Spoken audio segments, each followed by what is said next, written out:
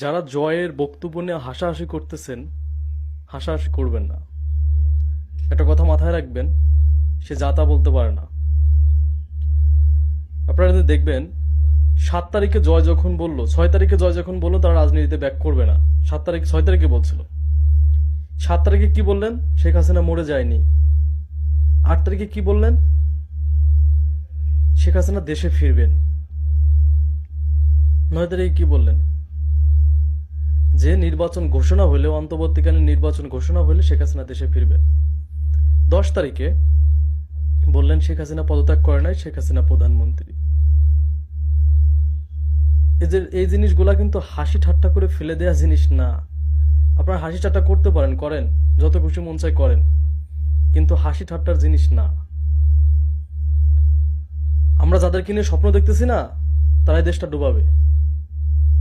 সত্যি করে বলতেছি, তারাই দেশটা ডুবাবে। আর শেখ হাসিনা এয়ারপোর্টে নামলে আর লক্ষ লক্ষ মানুষ শেখ হাসিনাকে রিসিভ করতে গেলেও সেটাও অবাক হবেন না। সেটা তো অবাক হবেন না, কারণ ইন্ডিয়া এত সহজে ছেড়ে দিবে না। যেভাবে দেশ চলতে সেভাবে চলতে থাকলে অবাক হওয়ার কিছু নাই। শেখ হাসিনা দেশে নামবে, তাকে পুলিশ প্রোটোকল দিয়ে, সেনাবাহিনী প্রোটোকল দিয়ে তারা নিয়ে যাবে, এটা অবাক হওয়ার কিছু নাই। ঘোষণাটা কিন্তু সাধে দেয় নাই যে শেখ হাসিনা এখনো প্রধানমন্ত্রী পদত্যাগ করে নাই। মাথায় রাখতে হবে, রাষ্ট্রপতিও তার, সেনাবাহিনীও তার, সবকিছুই তার। দেখছেন না রাষ্ট্রপতি আপনার ডক্টর ইউনূস সাহেব যখন শপথ গ্রহণ করলো তার মুখ পুড়ে গেছে, আর প্রধানমন্ত্রী শপথ গ্রহণ করলে মুখে হাসি। ভাই সব ভালো ভালো না। সেনাবাহিনী এখানে মারতেছে, কেউ চাঁদা উঠাইতে গেলে সেখানে মারামারি করতেছে। এত খুশি হবেন না, খুশি হওয়ার কিছু নাই। সত্যি বলতেছি, খুশি হওয়ার কিছু নাই। একটা কথা মাথায় রাখবেন, আবার আবেগ দিয়ে সবকিছু হইলেও আবেগ দিয়ে রাজনীতি হয় না।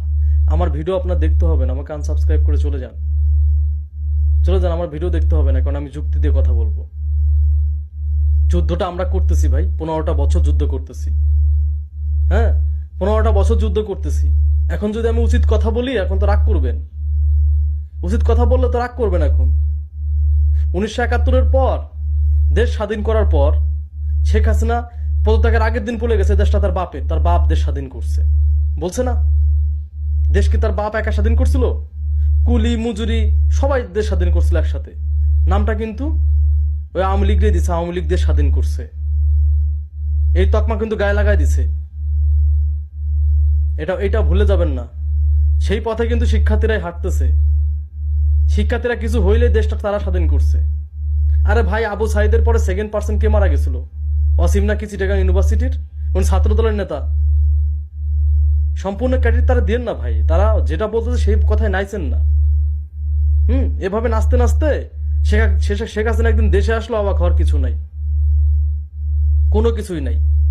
আমাকে একটা পাঠাইছিল, আমি সে মানে পিকচারটা আমি করতে পারি নাই, ডিলেট হয়ে গেছে।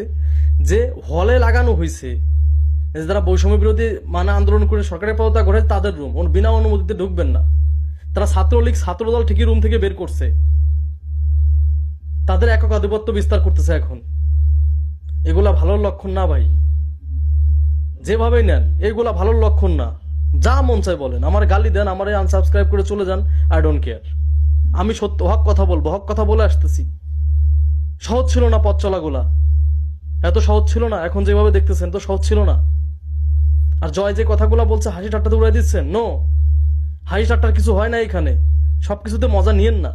দেখলাম এটা নিয়ে মানুষ টল করতেছে, ভুলে গেলে চলবে না সে একজন সাবেক প্রধানমন্ত্রীর সন্তান।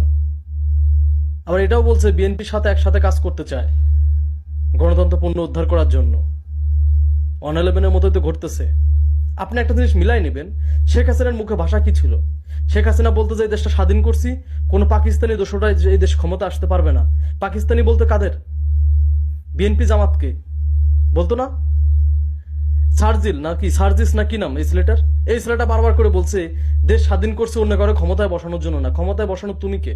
হু আর ইউ? আমি চুপ ছিলাম। আমার ভিডিও আমাকে আনসাবস্ক্রাইব করে চলে যান, আই ডোন্ট কেয়ার। আমার যারা সত্য কথা বলতে হবে।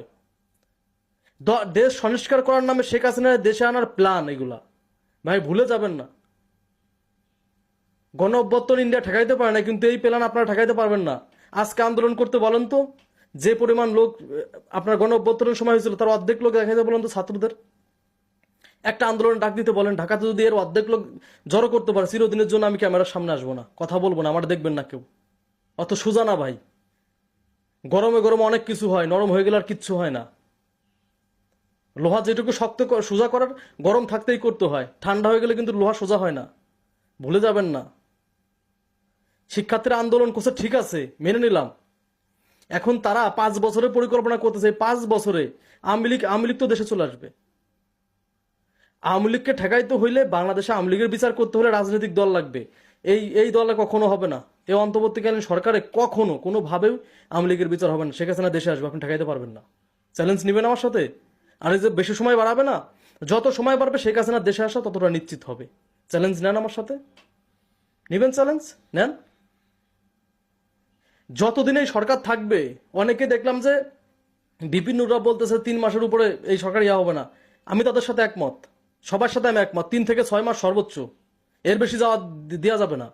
নির্বাচন কমিশন ঠিক করে নির্বাচন দিতে হবে, কারণ শেখ হাসিনা সবকিছু থামাইতে হইলে একটা রাজনৈতিক দল ক্ষমতা আসতে হবে, সে যেই আসুক। শিক্ষার্থী ভাই, তোমরা রাজনৈতিক দল করো, তোমরা ক্ষমতায় আসো, আমরা মেনে নিব। কিন্তু এভাবে দেশ চলবে না, এভাবে দেশ চলবে না ভাই। তোমার বলতে সত্যি করে দেখো, এভাবে দেশ চলবে না। আস্তে আস্তে সব ঠান্ডা হয়ে যাবে, ছাত্রলীগ যুবলীগ সব মাঠে নেমে চলে আসবে। শেখ হাসিনা যেদিন দেশে আসবে, সেদিন এয়ারপোর্টের লক্ষ লক্ষ মানুষ যাবে শেখ হাসিনা রিসিভ করবার। অত সোজা না ভাই, বাস্তবতা অনেক কঠিন। আগে রাজনীতি বুঝতে হবে।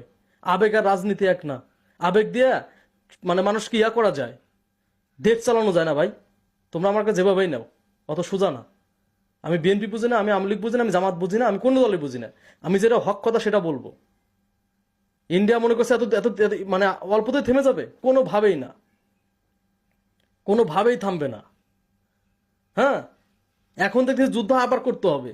এক স্বৈরাচার খেদালাম যুদ্ধ করে, এখন আবার শিক্ষার্থীরা স্বৈরাচারের মতো কথা বলতেছে। ভাই, কে ক্ষমতা আসবে না আসবে সে তো নির্ধারণ করবে কে? কে ক্ষমতা আসবে না আসবে নির্ধারণ করবে দেশের জনগণ। রাষ্ট্র সংস্কারের নামে শেখ হাসিনা দেশে আনার পরিকল্পনা চলতেছে, এটা বোঝেন না আপনারা? রাষ্ট্র সংস্কারের কথা বলবে, শেখ হাসিনার দেশে আনার পরিকল্পনা। কারণ সেনাবাহিনী যে, সেও শেখ হাসিনার প্রোডাক্ট, রাষ্ট্রপতি সেনাবাহিনী শেখ হাসিনার প্রোডাক্ট, সবকিছু শেখ হাসিনার প্রোডাক্ট। এখন দেশে একটা নির্বাচন প্রয়োজন এই রাষ্ট্র সংস্কার করতে হইলে। শেখ হাসিনা দেশটা ঠেকাইতে হইলে নির্বাচন প্রয়োজন, এটা মাথায় রাখবেন। এইভাবে শেখ হাসিনা দেশটা ঠেকাইতে পারবেন না। দিন যাবে, বাংলাদেশের ঝামেলা বাড়তে থাকবে, বিশৃঙ্খলা বাড়তে থাকবে, কোনোভাবে কন্ট্রোল করতে পারবে না শিক্ষার্থীরা, না কিছু করতে পারবে না। কারণ আজ থেকে 1 মাস পরে শিক্ষার্থীরা একটা সমাবেশ ডাক দিতে বলবেন, যে লোক জড়ো করছিল বিগত সময় সরকার পতনের আগে, তার অর্ধেক লোক জড়ো করতে পারবে না। লিখবেন, লিখে রাখেন, টাইম দিয়ে, আজকে টাইম দিয়ে লিখে রাখেন। যদি কথা সত্যি না হয়, আমি জীবনে ক্যামেরার সামনে আসবো না। অত সোজা না ভাই, বাস্তবতা অনেক কঠিন। আবেগ দিয়ে সবকিছু হয়, রাজনীতি হয় না, দেশ পরিচালনা হয় না। আমাকে আনসাবস্ক্রাইব করে দিয়ে চলে যান। এবার একটা শিওর থাকেন, যদি এভাবে চলতে থাকে, শেখ হাসিনাকে আপনার অতি দ্রুতই বাংলাদেশে দেখবেন। অবাকার কিছু না। আর বিএনপি যে হালার করে হালার না, অতি উৎসাহিত, এখানে ভাঙতেছো ওইখানে ভাঙতেছো, তোমরা শেখ হাসিনার দেশে আসার রাস্তা পরিষ্কার করতেছো। তোমাদের এইগুলাতে শেখ হাসিনা দেশে চলে আসবে, অবাক হইতে পারবে না, কিছু করতে পারবে না। শেখ হাসিনা দেশে নিয়ে আসবে, বিশৃঙ্খলা সৃষ্টি হবে, বাংলাদেশের জনগণের মুখে মুখে চলে আসবে যে শেখ হাসিনাই ভালো ছিল। যেদিন শেখ হাসিনা দেশে আসবে, যেরকম গণ অভ্যুত্থান করছিল, ওরকম লোকজন শেখ হাসিনা এয়ারপোর্ট থেকে রিসিভ করে নিয়ে আসবে। লিখে রাখো, ডেট দিয়ে লিখে রাখো। যদি রাজনৈতিক দল ক্ষমতা না আসে, বাংলাদেশের অবস্থা আরো ভয়াবহ হবে, কল্পনা করতে পারবেন না। রাষ্ট্র সংস্কার কিচ্ছু হবে না, এগুলো সব হবে শেখ হাসিনা দেশে আসার প্ল্যান। ধন্যবাদ সবাইকে।